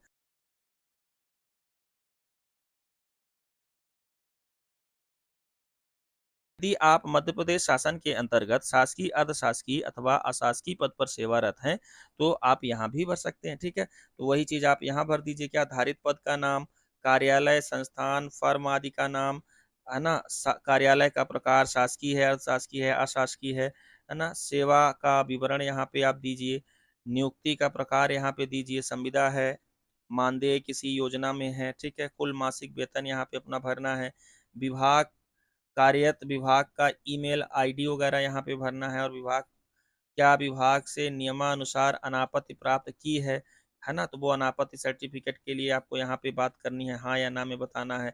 यदि हाँ तो अनापत्ति प्रमाण पत्र की प्रति संलग्न करना है और यहाँ पे हाँ लिख देना है, और यदि नहीं है तो नहीं लिख देना है, संलग्न है पर टिक कर देना है, हाँ हाँ लिख देना है, ठीक। पृष्ठ क्रमांक भी लिखा जा सकता है यहाँ पे। तो इस प्रकार से आपको धारित पद का नाम का विवरण यहाँ पे देना है, यदि आप मध्य प्रदेश शासन के अंतर्गत है। देखिए यहाँ पे प्राइवेट कंपनी वालों को नहीं भरना है, ठीक है, और दूसरे राज्य वालों को भी नहीं भरना है। यहाँ पे मध्य प्रदेश शासन के अंतर्गत यदि है तब, ठीक। दूसरे राज्य वाले भी यदि एमपी में नौकरी कर रहे हैं तो वो भर सकते हैं, लेकिन कहीं दूसरे राज्य में नौकरी कर रहे हैं, किसी दूसरे राज्य के फर्म में काम कर रहे हैं, या कहीं प्राइवेट सेक्टर में काम कर रहे हैं, तो फिर इसको नहीं भरना है 21 नंबर को। 21 नंबर को तब भरना है जब एमपी गवर्नमेंट के तहत हो, तो ठीक है। जैसे जो गेस्ट में काम कर रहे हैं वो यहाँ पे भर सकते हैं, ठीक। तो वो है एमपी गवर्नमेंट के अंतर्गत, शासकीय शासकीय जैसे भी वो भर सकते हैं, ठीक है। तो यहाँ पर यदि आप अन्य किसी संस्थान में हैं, यदि आप अन्य किसी संस्थान में काम कर रहे हैं, तो यहाँ भरे, अन्य किसी संस्थान विभाग में किसी पद पर है, मध्य प्रदेश शासन की सेवा को छोड़कर, है ना, एमपी गवर्नमेंट में ना होकर के यदि कहीं और भी हैं, तो फिर यहाँ पे आप भरिए, ठीक है। तो फिर चलेगा, कोई दिक्कत नहीं। यहाँ पे आप फर्म का नाम, प्राइवेट फर्म का नाम भी भर सकते हैं, केवल वही सेवा का विवरण अंकित करें जिसमें आप निरंतर सेवारत हों, ठीक है। तो इसमें जगह नहीं दी है ज़्यादा, 2 ही कॉलम दिया है, इन्होंने वो लिखा है, केवल वो 2 भरें जो सबसे इम्पोर्टेंट हो, जिसमें आपने सेवारत काम किया है, ठीक है। यदि आप किसी अन्य किसी संस्थान विभाग में किसी पद पर मध्य प्रदेश शासन की सेवा को छोड़कर सेवारत हैं, तो उसका विवरण यहाँ पर अंकित करना। अच्छा, सेवारत हैं तब विवरण करना है, अनुभव नहीं है ये, ठीक है। सेवारत हैं तो यदि अभी आप काम कर रहे हैं तो यहाँ पे विवरण देना है, ठीक है। नहीं है तो कोई बात ही नहीं है, केवल वही विवरण, केवल वही सेवा का विवरण अंकित करें जिसमें आप निरंतर सेवारत हो, ठीक है। यहाँ पे ध्यान देना है, अनुभव नहीं है ये जिसमें आप अभी लगे हैं वो भरना है। यदि आप किसी फर्म में लगे हैं, कहीं नौकरी कर रहे हैं। अब रही बात ये कि क्या ये जानकारी, मान लीजिए कहीं आप प्राइवेट कंपनी में काम कर रहे हैं, या ऐसी किसी संस्था में काम कर रहे हैं जिसका उल्लेख करना जरूरी नहीं है, तो चाहे तो आप ना भी भरें, लेकिन भरने से अच्छा ही रहता है, कोई दिक्कत की बात नहीं है उसमें आपका ये लगता है कि हाँ, आप सक्रिय रूप से काम कर रहे हैं। फिर भी यदि आपको लगता है कहीं आप ऐसी जगह पे काम कर रहे हैं जिसका उल्लेख करना ज़रूरी नहीं है, तो छोड़ भी सकते हैं, कोई दिक्कत नहीं है, लागू नहीं है लिख सकते हैं, ठीक। यदि आप आयु सीमा में छूट चाहते हैं, तो देखिए ये वाले जो है ना, तो इसमें किसी को दिक्कत होती है तो आप हमसे पर्सनली भी संपर्क कर सकते हैं कि इसमें हमें, चूँकि मैं वीडियो में तो कॉमन ही बताऊँगा, एक-एक का नहीं बता सकता। तो आपको यदि यहाँ पे कहीं पे डाउट हो रहा है, तो आप हमें पर्सनली भी पूछ सकते हैं कि सर हमें यहाँ पे क्या करना है व्यक्तिगत तौर पे, ठीक है? वो मैं आपको बता दूँगा फ़ोन पे। यदि आप आयु सीमा में छूट चाहते हैं, तो छूट का आधार विज्ञापन में संदर्भित कंडिका का उल्लेख करें, ठीक है? मान लेते हैं कि आप एससी, एसटी, ओबीसी होने के नाते या महिला होने के नाते या मध्य प्रदेश के मूल निवासी होने के नाते कहीं यदि आपको छूट दी गई है ना? तो जहाँ विज्ञापन में लिखा हो तो उस कंडिका क्रमांक का यहाँ पे उल्लेख करना है, ठीक? आप भारत के नागरिक हैं, हाँ हैं, तो भारत के नागरिक हैं तो इसको भरना कैसे वो बता दूँ। ये सारे विकल्प मैं एक साथ बता दे रहा हूँ, पढ़ने की मुझे आवश्यकता नहीं मैं समझता हूँ। चलिए मैं बता दूँगा। हाँ, तो यहाँ पे आपको लिखना है हाँ, ठीक? हाँ लिखना है, टिक नहीं करना है, वो हाँ पे आपको लिख देना है, यहाँ पे हाँ, बस, ठीक। क्या यदि आप भारत के नागरिक नहीं हैं, तो क्या आप भारत सरकार से पात्रता प्राप्त हैं? तो मुझे लगता है कि इसमें ऐसे कोई होंगे नहीं जो भारत के नागरिक ना हों, तो कोई दिक्कत नहीं है। यहाँ पे आपको जहाँ लागू नहीं होता उसको आप लिख देंगे लागू नहीं, खाली नहीं छोड़ना है, ठीक है? लागू नहीं। क्या आप विवाहित हैं? हाँ हैं। नहीं है तो कोई बात नहीं, है ना? तो हाँ हाँ है तो हाँ लिखना है, नहीं है तो नहीं है। अच्छा, ठीक है ना? इतना अच्छे से मैंने हाँ है लिख दिया तो कहीं ऐसा ना हो कि जो विवाहित नहीं है वो भी लिख दे कि हाँ है, ठीक? तो हाँ, नहीं दोनों कॉलम इस्तेमाल करना है। यदि आप नहीं हैं, तो आप नहीं लिख दीजिए। यदि आप हाँ विवाहित हैं, तो विवाहित लिख दीजिए, है ना? यदि नहीं है तो गलती से हाँ लिख जाए तो ऐसा मत करिएगा कि पहले विवाह कर लें फिर ये फॉर्म भरें, ठीक है? लिख गया है तो उसको काट करके यहाँ पे नहीं भी लिख सकते हैं, ठीक? ओके। विवाह करने मत चल दीजिएगा कि अब पहले विवाह ही कर लेते हैं तब ये फॉर्म भरते हैं। तो यदि हाँ, तो क्या आपकी एक से अधिक जीवित पत्नियां हैं? मान लेते हैं आपने विवाह कर लिया है, तो यहाँ पे जीवित पत्नियां और पति हैं। एक से अधिक हैं क्या? यदि एक से अधिक हैं तो हाँ लिखिएगा, एक ही है तो नहीं लिख देना। आयोग देखिए क्या-क्या जानना चाहता है आपसे। यदि हाँ, तो क्या आपकी एक से अधिक जीवित पत्नियां या पति हैं? है ना? तो यदि मान लेते हैं एक से अधिक हैं, तो लिख दीजिएगा हाँ। एक से अधिक नहीं, एक ही है तो लिख दीजिएगा नहीं, ठीक है? तो जनरली सबकी एक ही होती हैं और यदि नहीं है, एक से अधिक है ना? तो हाँ या नहीं कुछ भी लिख दीजिएगा, जो लागू होता होगा आपके ऊपर, ठीक? एक मान लीजिए कि संस्कार के तरीके से शादी हो कर के हो गई है, और एक ऐसा भी हो सकता है कि ऐसे ही हो गई हो तो उसके उल्लेख नहीं करना, उसका उल्लेख नहीं करना है, ठीक है? तो दूसरी वाली जो ऐसे ही होगी बिना शादी के उसका उल्लेख नहीं करना है, उसको काउंट नहीं कर लेना है भाव बस कि भाव में आकर के आप लिख दें कि हाँ, एक घर वाली, एक बाहर वाली, 2 हैं तो 2 लिख दीजिए, एक ही लिखिएगा। बाहर वाली का उल्लेख आयोग आपसे नहीं माँग रहा है, ठीक है? यदि समझ गए होंगे मैं क्या कहना चाह रहा हूँ? ठीक, तो लिख दीजिएगा। क्या आप दिव्यांग श्रेणी में आते हैं? दिव्यांगता की श्रेणी है आपकी तो दिव्यांग है तो हाँ लिखिए। दिव्यांगता का 40% मानक रखा गया है तो यहाँ पे लिखा है न्यूनतम 40% होना चाहिए, तो 40% है तो लिख दीजिएगा हाँ। 40% से नीचे का सर्टिफिकेट नहीं होगा तो लिख दीजिएगा यहाँ के दिव्यांगता सर्टिफिकेट है, जितना परसेंट होगा बीच कोष्टक में चाहे तो परसेंट भी लिख सकते हैं। दिव्यांगता का प्रकार परसेंट के लिए जगह दिया होगा, दिव्यांगता का प्रतिशत हाँ यहाँ पे दिया है, कोष्टक में मत लिखिएगा, यहाँ पे दिया है प्रतिशत। वांछित सक्षम अधिकारी द्वारा प्राधिकारी द्वारा जारी प्रमाण पत्र संलग्न है तो हाँ लिख दीजिएगा हाँ है, और संलग्न करना ही पड़ेगा, आपको देना ही पड़ेगा, ठीक है। फिर आता है, यदि आप भूतपूर्व सैनिक हैं, यदि आप भूतपूर्व सैनिक, अच्छा जिसको दिव्यांगता का लागू नहीं होता तो यहाँ पे लिख देना है क्या कि आप दिव्यांग श्रेणी में आते हैं, नहीं आते तो नहीं लिख दीजिएगा, ठीक है। बाकी चीजें फिर भरने की आवश्यकता नहीं है और क्रॉस करने की भी आवश्यकता नहीं है। यहाँ पे आपने नहीं लिख दिया तो कोई दिक्कत है, सब चीजें नहीं हो गई, ठीक है। फिर यदि आप भूतपूर्व सैनिक हैं तो हाँ, नहीं है तो नहीं लिख दीजिए, बाकी ये सब फिर भरने की जरूरत नहीं है, ठीक है। ये आपको छोड़ देना है, फिर नहीं लिख करके आपको उसको भूल जाना है कि इसमें कुछ और भी भरना है। तो दिव्यांग है तो दिव्यांग, नहीं है तो नहीं, कोई दिक्कत नहीं है, ठीक है। भूतपूर्व सैनिक है तो हाँ, हाँ की बात जानकारी देना है, नहीं की बात जानकारी कोई है ही नहीं, कोई दिक्कत की बात नहीं। किसी नियोजित खेल कूद में क्या आपने राज्य विश्वविद्यालय या महाविद्यालय का प्रतिनिधित्व किया है? तो कहीं यदि आपने नियोजित खेल में किसी विद्यालय या स्कूल की तरफ, स्कूल लिखा क्या, विश्वविद्यालय महाविद्यालय लिखा है, स्कूल ने लिखा है, की तरफ से प्रतिनिधित्व कभी किया है, तो यहाँ पे उसका विवरण दे देना है कि हाँ, हम अपने विश्वविद्यालय की तरफ से, अपने महाविद्यालय की तरफ से यहाँ पर इस स्तर का खेल खेलने गए थे, और उसका सर्टिफिकेट भी लास्ट में लगा देना है। ठीक है। राष्ट्रीय कैडेट कोर, यदि आप एनसीसी में रहे हैं, एनसीसी में भाग लिए हैं, तो उसका विवरण दें, उत्तीर्ण किए गए प्रमाण पत्र पद का उल्लेख करें, है ना। तो जिस वर्ष रहा हो वो प्रमाण पत्र यहाँ पर आपको A certificate, B certificate, C certificate जो भी एनसीसी में मिला हो वो भर दें। क्या आप कभी शासकीय तथा अन्य सेवा से बर्खास्त किया गया है, हटाया गया, किसी न्यायालय द्वारा अभियोजित, दंडित किया गया, या आपके, अच्छा ये नहीं यदि है ना तो इस पे लागू नहीं लिख देना है, जिसका लागू नहीं है तो यहाँ पे लागू नहीं लिख देना है। ठीक है। यदि मान लीजिए कभी आपको किसी शासकीय सेवा से नहीं हटाया गया है तो लागू नहीं, और हटाया गया है तो विवरण दे दीजिएगा। ठीक है। किसी न्यायालय द्वारा अभियोजित, दंडित किया गया, या आपके विरुद्ध विभागीय जांच लंबित है, यदि हाँ तो हाँ का विवरण दे दें, नहीं तो लागू नहीं। लागू नहीं पूरा लिखना हो, लागू लागू नहीं लिखना, लागू नहीं। ठीक है। आपको संघ अथवा राज्य लोक सेवा आयोग द्वारा किसी परीक्षा चयन से वंचित किया गया है तो विवरण दे दें। तो नहीं किया गया है तो लिख दीजिए नहीं किया गया है, या लागू नहीं लिख दीजिए। ठीक है। लागू नहीं। इसके बाद, क्या आप माननीय उच्च न्यायालय के निर्णय के तहत परीक्षा या साक्षात्कार में सम्मिलित किए गए हैं? यदि आपको आयोग में शामिल होने की अनुमति न्यायालय ने दी है किसी कारणवश, तो यहाँ पे लिख दीजिए हाँ, और यदि नहीं तो नहीं लिख दीजिए। यदि हाँ तो याचिका का विवरण देना है, और ये सारे डॉक्यूमेंट देने हैं, और एक पत्र और भरना है, हमने बताया ही आपको पिछले वीडियो में, है ना, वो भी भरना है। कहाँ से निर्णय दिया गया ये सारा जानकारी यहाँ पे लिखा है।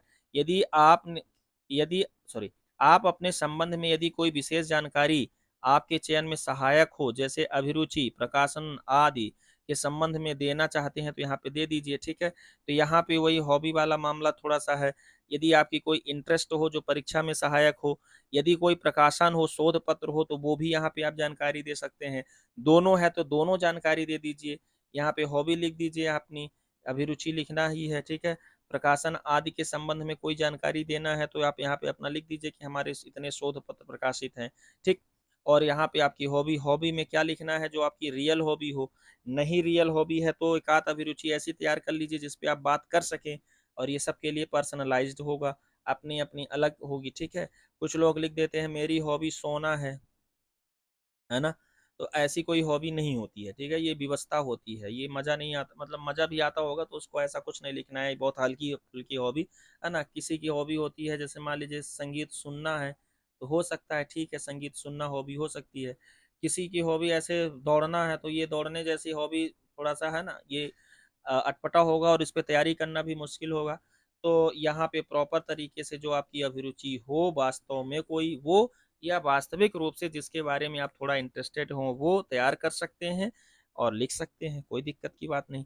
फिर उम्मीद द्वारा घोषणा पत्र, ये घोषणा किया जाएगा, इसमें यही लिखा है कि हमने जो जानकारी दी है वो सही है, पूर्व अंकित है जो पूर्णतः सही है। ठीक है।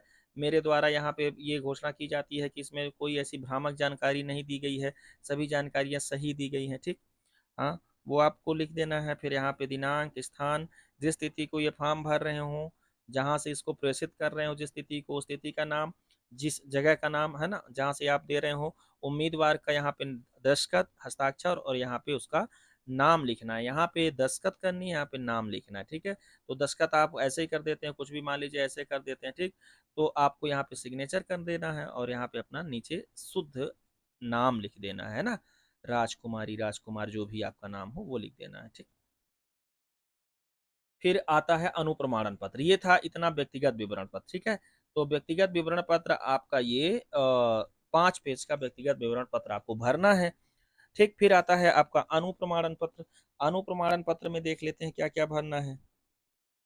फोटो लगानी है, प्रपत्र 4 है ये, हस्ताक्षर करना है, आवेदक का यहाँ पे आवेदन क्रमांक लिखना है, रोल नंबर लिखना है, परीक्षा का नाम लिखना है, और पद का नाम लिखना है। ठीक। ये इतनी चीजें आपको यहाँ पे भर के फोटो लगानी है। बाकी यहाँ पे कुछ चेतावनियां दी है, मैं नहीं पढ़ रहा हूँ, आप लोग फॉर्म में पढ़ लीजिएगा। ठीक है। फिर इधर पूरा नाम लिखना है आपको, पूरा नाम, कुल नाम, सर नेम भी लिखना है। ठीक है। यहाँ पे आपको नाम लिखना है, और यहाँ पे आपको सरनेम लिखना है। अलग-अलग कॉलम दिए हैं, जैसे आपका नाम कुछ होता है, फिर इधर आपका जो सरनेम होता है वो लिख देना है स्पष्ट अक्षरों में, तथा उपनाम यदि कोई है, यदि आपने किसी भी अवस्था में अपने नाम या कुल नाम में कुछ जोड़ा या हटाया है तो उसका उल्लेख अवश्य कर दें, ठीक है? उसका उल्लेख कीजिए, ठीक है? जैसे मान लीजिए इधर आपका जो नाम है, इधर आपने कुछ नया जोड़ा घटाया है, तो वो भी लिखिए। वर्तमान पूरा पता, आप जहाँ वर्तमान में हैं इसके बारे में हम लोग बात कर चुके हैं कि जहाँ से आपको डाक दिया जा सकता है या जहाँ आप अभी वर्तमान में रह रहे हों, उसका लिख दीजिए, ठीक है? वर्तमान में रहने का मतलब कभी ये नहीं होता कि 8 दिन बुआ के यहाँ घूमने गए हैं तो बुआ जी के घर का एड्रेस दे के चले आइए, बिल्कुल नहीं होता। या 10 दिन के लिए आप किसी दूसरे सिटी पे गए हैं तो वो बिल्कुल नहीं होता। स्थायी रूप से जहाँ अभी आप रह रहे हो, ठीक है? वो होता है। स्थायी पता स्थायी पता वो जो जहाँ से आप बिलोंग करते हैं, आपके गांव का नाम, आपके शहर का नाम जो भी है, वहाँ से आप इसको दीजिए, ठीक है? तो आधार कार्ड वाला पता यहाँ दे देना है, जो भी हो लिखा हो स्थायी पता में। यदि मूलतः पाकिस्तान के हैं, देखिए पाकिस्तान आ गया ना, हाँ, यदि मूलतः पाकिस्तान के निवासी हैं तो उस देश में आपका पता तथा भारतीय संघ में प्रवचन की तारीख, ठीक? प्रवचन मतलब जब भारत में आए हैं तब, जब आपको शामिल कर लिया गया है। यदि मूलतः पाकिस्तान के हैं तो जहाँ में पाकिस्तान के हैं वहाँ का पूरा विवरण दीजिए, और यदि पाकिस्तान के नहीं है तो यहाँ लिख दीजिएगा नहीं, लागू नहीं, है ना? लागू नहीं, ठीक? आवेदक का आधार क्रमांक यहाँ पे लिखना है, आवेदक का ईमेल आईडी लिखनी है यहाँ पे, आवेदक का मोबाइल नंबर यहाँ पे दोनों, ठीक है? वो पहले ही हम लोग बात कर चुके हैं। निवास अवधियों तथा, हाँ, ये थोड़ा सा देखना है, निवास अवधियों तथा उन स्थानों के ब्यौरे जहां आप पिछले 5 वर्ष के दौरान 1 साल से अधिक के समय के लिए रहे हों, ठीक? 5 साल में 1 साल से ज़्यादा यदि कहीं रहे तो उसका विवरण आपको देना है, चाहे विदेश में ही क्यों न रहे हों, पाकिस्तान भी उसमें शामिल है, ठीक? में रहे हों। यदि उन सभी स्थानों के ब्यौरे दिए जाने चाहिए जहां आप 21 वर्ष की आयु के बाद 1 वर्ष से अधिक समय तक रहे हों, ठीक? देखिए, 21 वर्ष के पहले यदि आप 3 साल तक नानी के यहाँ रहे हैं तो कोई दिक्कत की बात नहीं है, नहीं भरना है। लेकिन 21 साल के बाद यदि आप कहीं रहे हों अलग अलग स्थानों पर जहाँ 1 साल से अधिक रहे हों, तो उसके बारे में क्या देना है, कब से कब तक, है ना? कब से कब तक, निवास का पूरा पता अर्थात ग्राम, स्थान, थाना क्षेत्र वो सब लिखना है, गली क्रमांक वगैरह। पूर्ववर्ती खाने में उल्लिखित स्थान का जिला मुख्यालय क्या है? तो जैसे मान लीजिए आप यहाँ किसी गांव में रहते थे तो उसका नाम बता दीजिए, जिला मुख्यालय का नाम बता दीजिए तथा वह राज्य जिसमें वह स्थित है, और निवास अवधि पर रहने का कारण क्या था, ठीक? जैसे मान लेते हैं कई सारे लोग अपना ग्रेजुएशन करने बड़े शहरों में अपना गांव छोड़ करके शहरों में जाते हैं, तो आप हैं तो मूलतः मान लीजिए किसी गांव के, लेकिन आप उस शहर में गए हैं अपना पढ़ाई करने, और वहाँ 1 साल से ज़्यादा रहे हैं 21 साल के बाद, है ना? तो वो उस जगह का नाम लिख देना है और उद्देश्य यहाँ लिख देना है अध्ययन हेतु, ठीक? ऐसे ही मान लेते हैं कहीं 1 साल से ज़्यादा रहे हैं स्वास्थ्य की वजह से, किसी वजह से, है ना? 21 साल के बाद, तो यहाँ पे लिख दीजिएगा स्वास्थ्य सेवाओं हेतु, ठीक? या किसी और वजह से रहे हैं कहीं तो यहाँ लिख दीजिएगा नौकरी हेतु, है ना? कहीं नौकरी कर रहे हैं तो यहाँ पे लिख दीजिएगा नौकरी हेतु, सेवा हेतु, ठीक? कहीं जॉब कर रहे हैं तो लिख दीजिएगा इस संस्था में जॉब करने या कार्य करने हेतु। तो वो पूरा विवरण आपको भरना है जहाँ आप 1 साल से ज़्यादा 21 साल की उम्र के बाद रहे हैं, ठीक है? तो ये विवरण भर दीजिएगा पूरा। पिता अथवा माता का विवरण भरना है यहाँ, पिता अथवा माता लिखा है ना? दोनों तो नहीं लिखा है, तो किसी एक का विवरण आप यहाँ पे दे सकते हैं, चाहे आप पिता का विवरण दे दीजिए, चाहे माता का विवरण दे दीजिए, कोई दिक्कत की बात नहीं है ना? पूरा नाम तथा उपनाम लिखना है यहाँ पे, पिताजी का अपना नहीं, पिताजी का या माताजी का, जिनका देना चाहे उनका दे दीजिए। किसका देना चाहिए अब जो दोनों है तो अब लिखा तो दोनों है तो दोनों में से किसी का दिया जा सकता है, ठीक? पर जनरली पिता के नाम से प्रतिशतात्मक समाज है तो आप पिता का दे दीजिए, यदि आप कंफर्ट है तो कोई दिक्कत नहीं, आप किसी का भी दे सकते हैं, इसमें कोई दिक्कत की बात नहीं है ना? नाम उपनाम उनका लिखना है। वर्तमान डाक पता यहाँ पर पिता या माता जिसका भी आप दिए हैं, यदि स्वर्गवास हो गया हो तो पिछला पता दीजिए, है ना? मतलब ये कहना चाह रहे हैं कि यदि स्वर्गवास हो गया तो स्वर्ग का पता नहीं देना है, जहाँ रह रहे थे वहाँ का पता देना है। तो वर्तमान डाक यहाँ पे लिखना है, और ये पता लिखना है पिताजी का या माताजी का जिनका भी विवरण आपने दिया है, ठीक? घर का स्थायी पता, घर का स्थायी पता जो है वो, है ना? ये पिताजी के माताजी का घर का स्थायी पता देना है। पिताजी या माताजी मतलब जिनका भी हो, शासकीय, अशासकीय, प्राइवेट सेवा में यदि हैं तो यहाँ पे लिख देना है। कि क्या व्यवसाय कर रहे हैं, जैसे शासकीय, अर्धशासकीय, प्राइवेट, अन्य। तो 4 ही कॉलम दिया हुआ है यहाँ पे, है ना? तो शासकीय में है तो शासकीय, अशासकीय में है अशासकीय, प्राइवेट में है तो प्राइवेट, अन्य में है तो अन्य लिख दीजिएगा और अन्य के कोष्टक में लिख दीजिएगा कि ये है, जैसे कृषक है तो कृषक लिख दीजिएगा, है ना? यदि व्यवसायी है तो व्यवसायी लिख दीजिएगा। यदि किसी सेवा में हो तो उनका पदनाम तथा कार्यालय का पता दीजिए। यदि वो शासकीय, अर्धशासकीय सेवा में है ना? तो उद्धारित पद, पद का प्रकार, विभाग का नाम, विभाग का पता, विभाग का संपर्क नाम और विभाग का ईमेल एड्रेस यहाँ पे लिख देना है आपको। पिताजी के सेवा का विवरण यहाँ पे मांगा जा रहा है, यदि कहीं है तो भर दीजिएगा। यदि नहीं है, मतलब किसी सेवा में नहीं है ना? तो लिख दीजिएगा यहाँ पे लागू नहीं, है ना? यहीं कहीं लिख दीजिएगा लागू नहीं है, कोई दिक्कत की बात नहीं है। तो ये आपका चल जाएगा। यदि है तो लिख देना है, फिर ये सारे नंबर वगैरह भी देना होता है तो यहाँ पे दे दीजिएगा डिटेल मार्क करके पिताजी से। अब यहाँ पे ध्यान देने वाली ये बात है कि पति का नहीं मांगा हुआ है ना? पिता अथवा माता का ही मांगा है। तो जो विवाहित स्त्रियां हैं उनके लिए दिक्कत है ना? दिक्कत का मतलब ये दिक्कत नहीं है कि क्या भरें, पिता का ही भरना है, पर कंफ्यूजन में दिक्कत है कि पिता का भरना है या पति का। तो यहाँ पे पिता का ही भरना है, पति का नहीं भरना है ना? यदि पिता के घर से नाता टूट भी गया है आपका, तब भी पिता का ही भरना है, पति का नहीं भर देना है भावुक होकर के, है ना?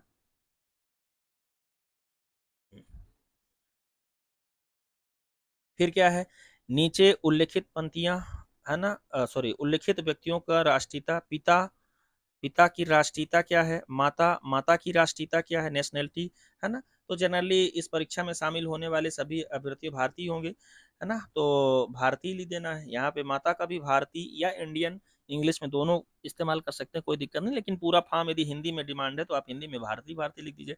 पति पत्नी, हाँ यहाँ पे पति या पत्नी का विवरण मांगा है, तो यदि आप किसी के पति हैं तो अपने पत्नी का विवरण दे देना है। यदि आप किसी की पत्नी है तो अपने पति का विवरण दे देना है कि वो भारतीय है या कहाँ के हैं। उम्मीदवार, खुद आप कहाँ के हैं, ठीक?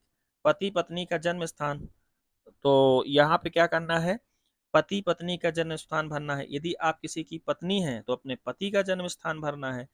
यदि आप किसी के पति हैं तो पत्नी का, और पत्नी है तो पति का जन्म स्थान भर देना है। अलग अलग दोनों टाइप का है, दोनों का भरना है, ठीक? तो इससे ये पता चलेगा कि आपकी ससुराल कहाँ है। आयोग इससे ये जानना चाह रहा है कि आपकी ससुराल कहाँ है, ठीक?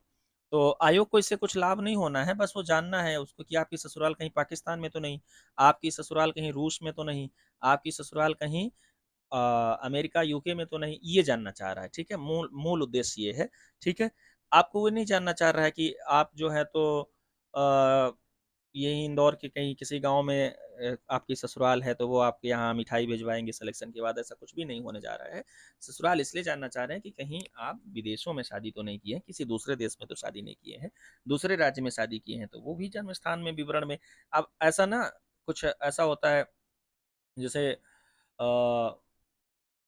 किसी पत्नी का जन्म स्थान है ना, तो जन्म स्थान मान लीजिए एक नाद गांव हो गया, है ना? तो नाद गांव वाली ऐसा नहीं लिख देना है, ऐसे हमारे यहाँ बोलने का प्रचलन है ना? कोई किसी का गांव मान लीजिए रामू खेड़ा है तो रामू खेड़ा वाली, ऐसा नहीं भरना है, ठीक?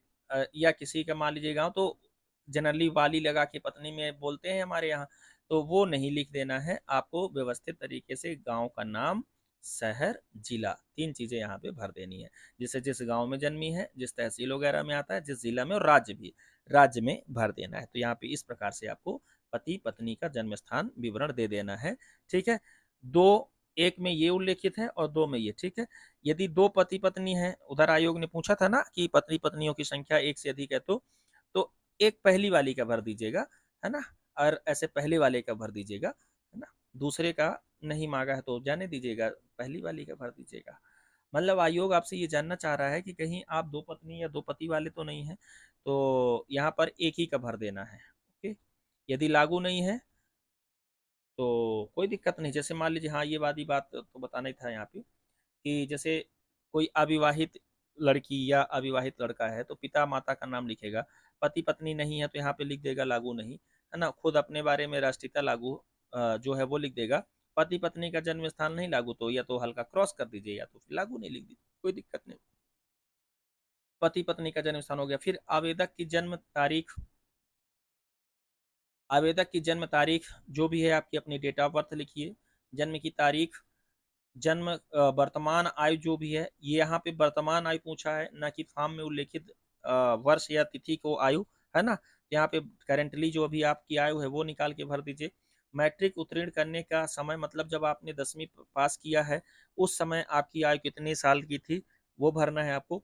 आवेदक का जन्म स्थान, जिला तथा राज्य, अब मैं यहाँ पे रेड पेन ले सकता हूँ, फॉर्म, चलिए कोई दिक्कत नहीं। हाँ, आवेदक का जन्म स्थान, जिला तथा राज्य जिसमें वह स्थित हो। आवेदक का जन्म स्थान भरना है यहाँ पे, स्थान का नाम, जिले का नाम, राज्य का नाम, जहाँ आपका जन्म हुआ है, वह जिला तथा राज्य जहाँ के आप निवासी हैं वो यहाँ पे भर देना है। ठीक है, जन्म स्थान यहाँ, जहाँ के निवासी हैं यहाँ, दोनों सेम है तो सेम भर दीजिए, कोई दिक्कत नहीं। अपना धर्म भरना है यहाँ पे, किस धर्म समुदाय से संबंधित हैं आप। ठीक, क्या आप मध्य प्रदेश के अधिसूचित अनुसूचित जाति, अनुसूचित जनजाति, अन्य पिछड़ा वर्ग, नॉन क्रीमी लेयर, आर्थिक रूप से कमजोर वर्ग श्रेणी के सदस्य हैं? यदि हाँ या नहीं में उत्तर दें। हाँ है तो हाँ, नहीं है तो नहीं। हाँ है तो फिर श्रेणी का नाम लिख दीजिए और जाति का नाम लिख दीजिए। ठीक, जाति का नाम आपके जाति प्रमाण पत्र में लिखा होगा, वो लिख दीजिए। शैक्षणिक अर्हताएं यहाँ पे अनुप्रमाणन में भी देना है, तो वही 10वीं से लेकर के पीजी पीएचडी तक जो भी शैक्षणिक जितनी भी है वो सब यहाँ पे भर दीजिए। इसमें क्या है, प्रवेश की तारीख और साला छोड़ने की तारीख भी भरना होता है ना? तो प्रवेश की तारीख और साला छोड़ने की तारीख, तो प्रवेश की तारीख जिस तिथि को आप साला में प्रवेश लिए हों, और साला महाविद्यालय छोड़ने की तारीख जिस तारीख को शाला महाविद्यालय आप छोड़े हों, वो आपको इसमें भरना होता है। ठीक, अब रही बात ये आपको कहाँ से मिलेगा, ये तो स्कूल से मिलेगा, तो आप अपने स्कूल के डेटा के अनुसार इसको देख लीजिए, है ना? ये इसलिए भरवा लेते हैं कि कभी मान लीजिए कोई प्रसंग हो कि आप पढ़े भी हैं कि नहीं पढ़े हैं, है ना? तो उसको चेक करवाया जाएगा कि हाँ देखिए इनका अनुप्रमाणन पत्र खोलिए और इनके स्कूल पे भेजिए वेरिफिकेशन के लिए। तो वेरिफिकेशन के लिए आपको कभी भेजा जा सकता है।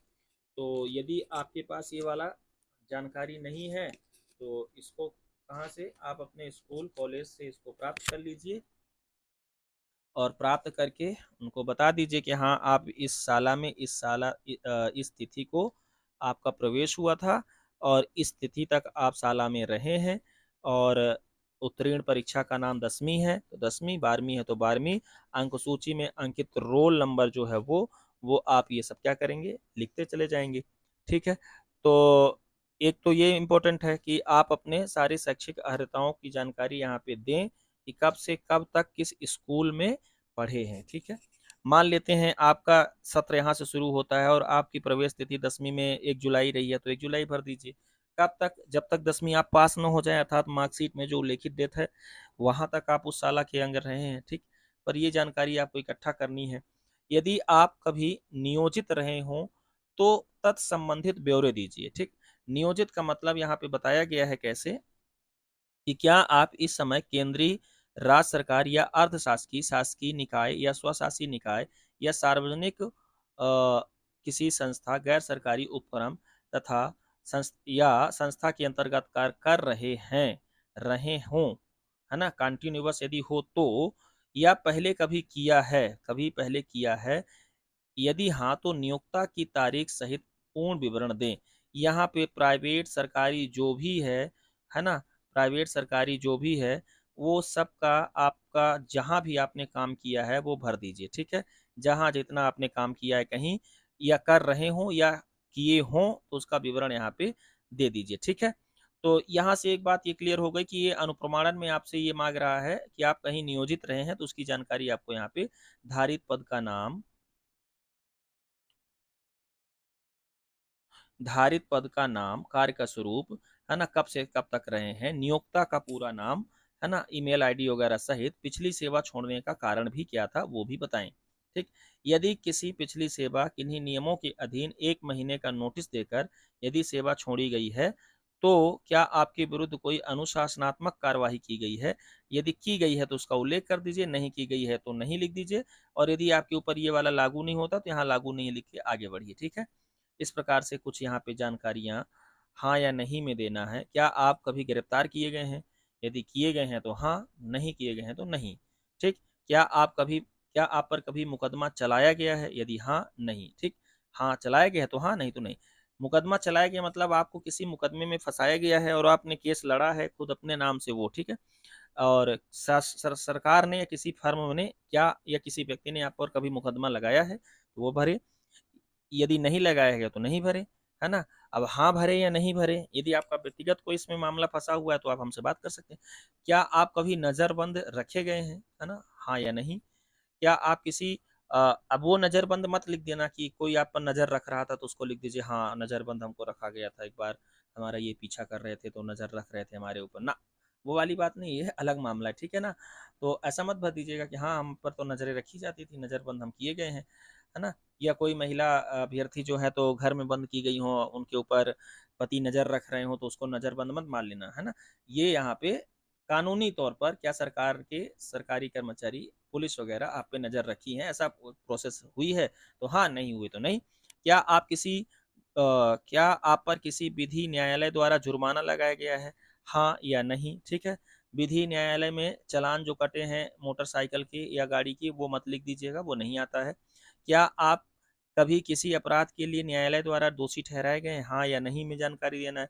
क्या आप किसी लोक सेवा आयोग कर्मचारी चयन में से बैठने से विवर्जित किए गए हैं, परीक्षा में बैठने से, हाँ या नहीं लिख दीजिएगा। नहीं वर्जित किए गए हैं तो नहीं, हाँ वर्जित किए गए हैं तो हाँ, ठीक है। कारण के लिए वो अलग से एक प्रपत्र दे ही रखे हैं। क्या आप कभी किसी परीक्षा के लिए विवर्जित ठहराए गए, हाँ या नहीं में जानकारी दे दीजिएगा। क्या आपको शासन के अधीन किसी अन्य कारणों से कार्य दायित्व या प्रशिक्षण आदि के दौरान कार्य मुक्त निष्कासित किया गया है, हाँ या नहीं लिख दीजिएगा। यदि निष्कासित किया गया है तो कारण भी बता देना, यहाँ नहीं, कारण यहाँ नहीं बताना, यहाँ हाँ या नहीं लिख देना है, ठीक है। नहीं तो नहीं। ये क्या इस अनुप्रमाणन फॉर्म को भरते समय किसी भी न्यायालय, विश्वविद्यालय या विश्वविद्यालय या किसी भी शैक्षणिक शैक्षणिक प्राधिकरण संस्था अन्य में आपके विरुद्ध कोई मामला लंबित है? यदि उक्त बिंदु 16 अंतर्गत उल्लेखित बिंदुओं में पूछे गए प्रश्नों के संबंध में आपका उत्तर हाँ है तो आपको इस अनुप्रमाणन फॉर्म भरते समय मामले, गिरफ्तारी, विरुद्ध जुर्माने जुर्माने दोष सिद्धि तथा दंडादेश आदि के पूरे ब्यौरे की प्रस्तुति करना चाहिए। इस जानकारी के अतिरिक्त जहां लागू हो वहां निम्नलिखित ब्यौरे दिए जाएं।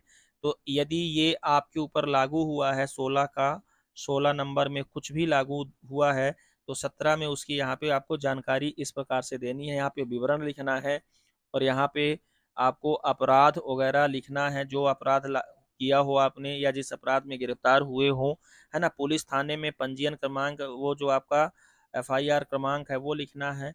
यदि न्यायालय में चालान प्रस्तुत किया गया है तो चालान क्रमांक, मामले का क्रमांक, है ना, दिया गया दंड यदि कुछ रहा हो तो यहाँ पे विवरण देना है। दोष मुक्त कर दिया गया है तो वो उसका विवरण भी देना है।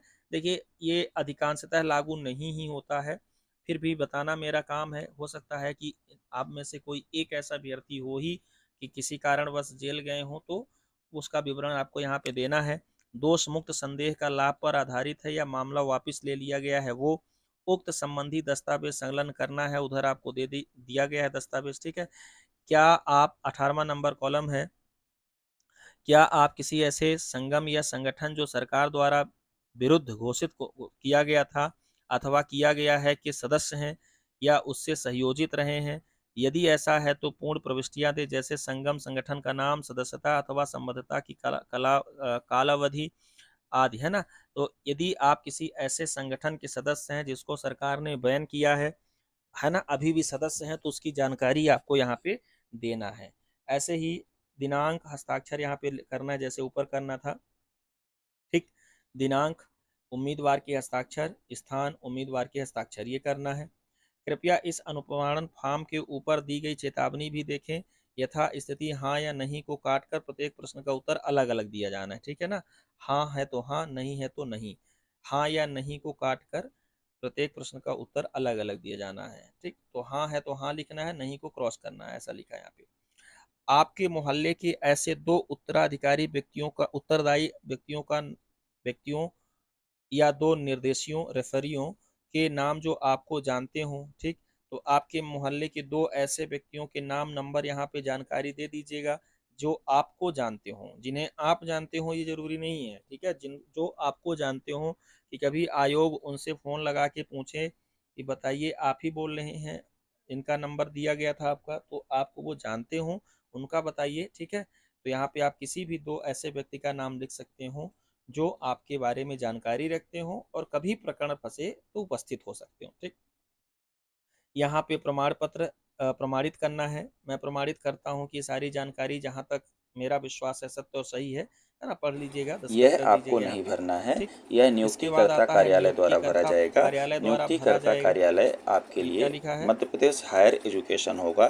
तब जब आप सेलेक्ट हो जाएंगे तब इस कॉलम को वो भरेंगे। अतः इस कॉलम को यहाँ पे आपको छोड़ देना है, कुछ भी नहीं भरना है। ठीक है, अगला वाला कॉलम आप देखें, उसे भरें।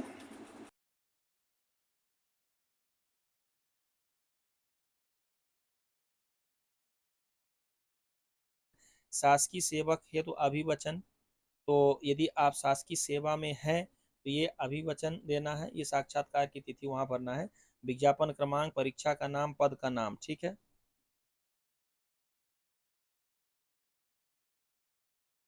ना? तो यदि साक्षात्कार के तहत हुआ था, सरकारी सेवा में है, एपी तो का ये रोल आपको नंबर, जानकारी देना है, मेरा चयन हुआ है, मैं मध्य प्रदेश शासन का कर्मचारी हूँ, इस संबंध में मेरा विवरण ये है। जिस नाम आपका, पद नाम, वर्तमान पदस्थापना जहाँ आप कार्य कर रहे हैं, विभाग का नाम, आवेदन के दिनांक पर शासकीय सेवक था, है ना? जब आप आवेदन कर रहे थे जिस दिन, उस दिन शासकीय सेवक थे या नहीं थे? साक्षात्कार दिवस पर शासकीय सेवक हूँ या नहीं है? जब आप साक्षात्कार दे रहे हैं उस समय आप शासकीय सेवा में हैं या नहीं है? है ना? नियुक्ति का प्रकार संविदा है, नियमित है, जो भी है वो यहाँ पे लिखना है।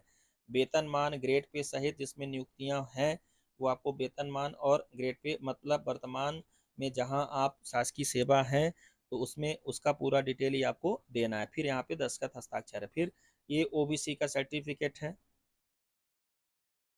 अन्य पिछड़ा वर्ग उम्मीदवारों द्वारा प्रस्तुत किए जाने वाले घोषणा पत्र का फॉर्म है ये, वर्ग प्रमाण पत्र के अलावा है ये, है ना? तो वो जो आपके पास क्लास का सर्टिफिकेट है, कास्ट सर्टिफिकेट, उसके अलावा इसको भी भरना है। तो यहाँ पे साक्षात्कार की तिथि जिस दिन आपका साक्षात्कार होगा वो और रोल नंबर भरना है।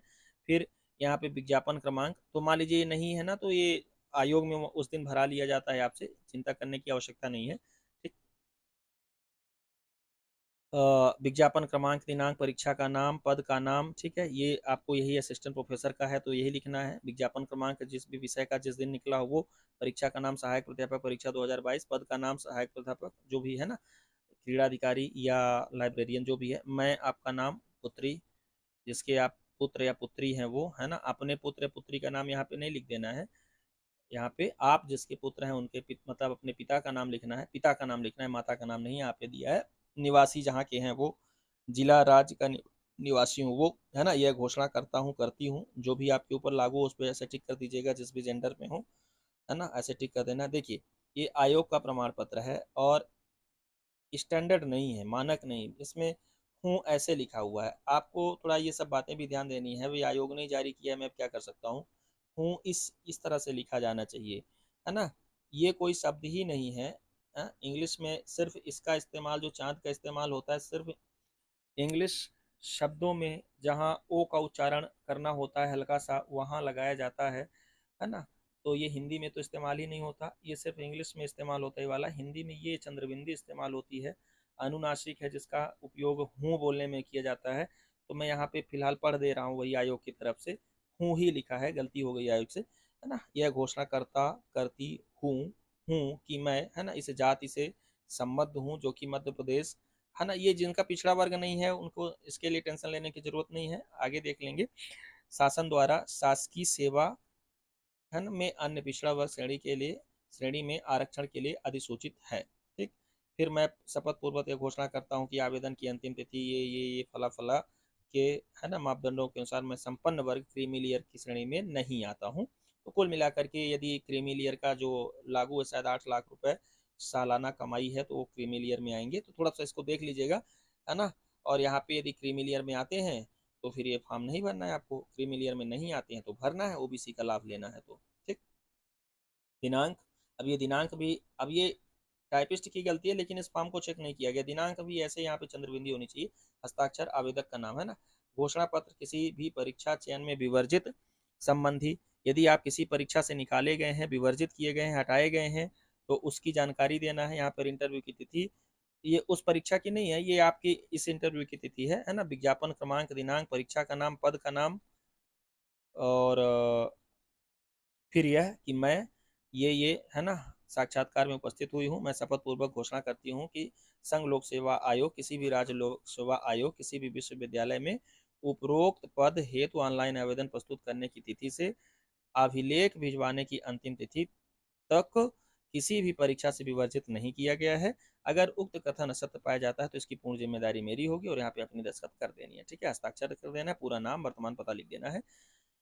और ये न्यायिक वाद वालों के लिए है ना, कि जो न्यायालय के अनुमति से किसी परीक्षा मतलब आयोग की इस परीक्षा में शामिल हुए हैं सहायक अध्यापक की, तो उनको ये वाला प्रपत्र भर के देना है। निर्देश यहाँ पे पढ़ लीजिएगा और ये भर के देना है पूरा। ठीक है, कि ये याचिका परीक्षा है, ये विषय है आपका, है ना, ये याचिका संख्या है, याचिका लगाया था आपने, न्यायालय ने ये आदेश वगैरह जो है यहाँ पे पूरी जानकारी, और इस आदेश के तहत आपको परीक्षा में बैठने का मौका मिला है, तो वो पूरा यहाँ पे आपका आधार नंबर वगैरह पूरी जानकारी भर करके इसको जमा करना है। ठीक है, अभिवचन पत्र है ये।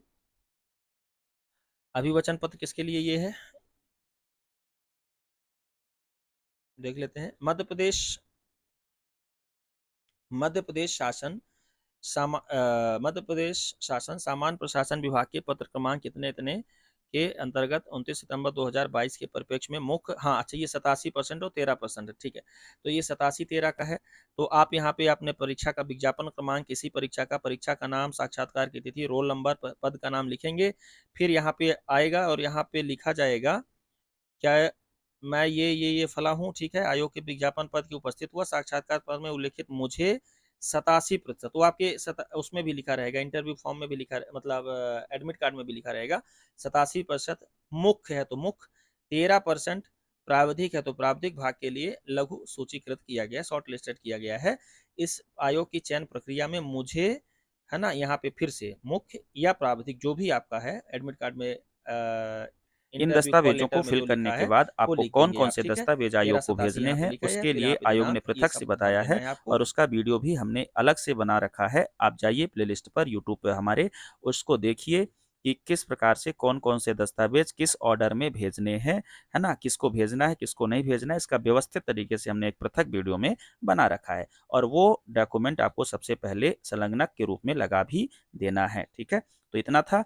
अब यहाँ पर एक बहुत ही महत्वपूर्ण जानकारी देना चाह रहा हूँ कि यदि आप इंटरव्यू बैच तलाश रहे हैं किसी भी विषय के, तो हमारे एकेडमी के द्वारा हर विषय के व्यवस्थित इंटरव्यू बैच ऑनलाइन अवेलेबल कराए जा रहे हैं, जिसका ऑफलाइन मॉक इंटरव्यू भी होगा। तो ऑनलाइन क्लासेस और ऑफलाइन मॉक इंटरव्यू के लिए आप हमें इस नंबर पर संपर्क कर सकते हैं। ए टू जेड सोल्यूशन पूरा पैकेज इंटरव्यू का जो भी होगा, जितना भी उसकी डिमांड होगी, वो सब उस पैकेज पर अवेलेबल है। एप्लीकेशन के थ्रू आप इस बैच को प्राप्त कर सकते हैं या डायरेक्ट हमें संपर्क कर सकते हैं। ठीक है, थोड़ी सी मिनिमम फीस पर इस बैच को सभी विषयों के लिए उपलब्ध कराया गया है और इसके लिए एक पृथक व्हाट्सएप ग्रुप भी बना है, आप उस पे जा सकते हैं। यह पीडीएफ प्राप्त करने के लिए, इंटरव्यू बैच की डिटेल है ये, डिटेल प्राप्त करने के लिए आप हमें संपर्क कर सकते हैं। आप इसको देखेंगे तो इसमें हमने इंटरव्यू के सभी आयामों को एक साथ समेटा है, वो भी बहुत ही संक्षिप्त तरीके से, जिससे आपकी तैयारी एक प्रॉपर वे में हो सके। ठीक है, तो ये बैच का डिटेल्स दिया हुआ है यहाँ, आप यह हमसे प्राप्त कर सकते हैं। ऑनलाइन ऑफलाइन दोनों है, लेकिन क्लासेस ऑनलाइन है। ठीक है, आप जिस भी तरीके से आप सहज हो आप ज्वाइन कर सकते हैं। धन्यवाद। और हाँ, यदि आप चैनल पर नए हैं तो चैनल को सब्सक्राइब अवश्य कर लें। Thank you so much.